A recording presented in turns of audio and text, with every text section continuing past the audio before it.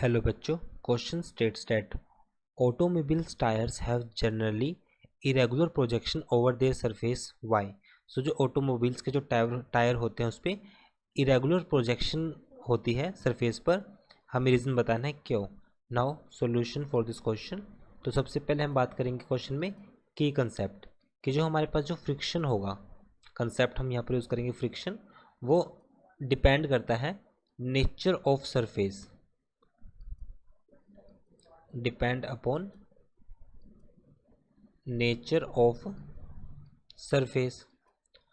अगर हम सपोज करते हैं लाइक कि जैसे हमारे पास कोई टायर है, अब इस टायर पर ग्रूव्स होंगे, ग्रूव्स की वजह से जो इंटरमोलिकुलर फोर्स होगी दो सरफेस के कांटेक्ट की, वो इंक्रीज कर जाएगी। अगर इंक्रीज कर जाती है so it means the surface of tyre which is in contact with road, जैसे ही कॉन्टैक्ट में आएगा जो सरफेस होगा, सपोज ये सरफेस है, अगर हमारे पास टायर कुछ इस तरह से मूव करेगा जिसकी वजह से गाड़ी आगे मूव करेगी और ये हमारे पास कुछ इस तरह से कॉन्टैक्ट में जो होगा वो बैकवर्ड होगा।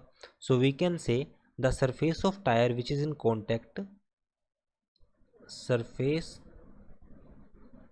of tire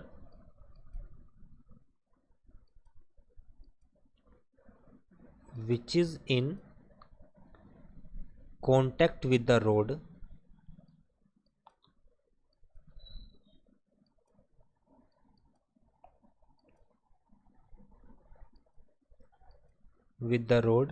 moves backward.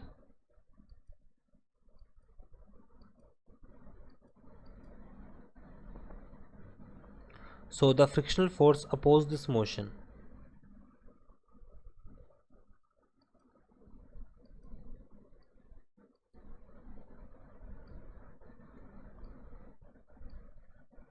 So frictional force oppose this motion. तो फ्रिक्शनल फोर्स क्या होगा, इस मोशन को अपोज करेगा, बिकॉज मोशन तो गाड़ी का फॉरवर्ड डायरेक्शन में है, oppositely frictional force will act here, that is this is why automobiles tyre have irregular projection. तो यही रीज़न है, hence automobiles have irregular projection over their surface.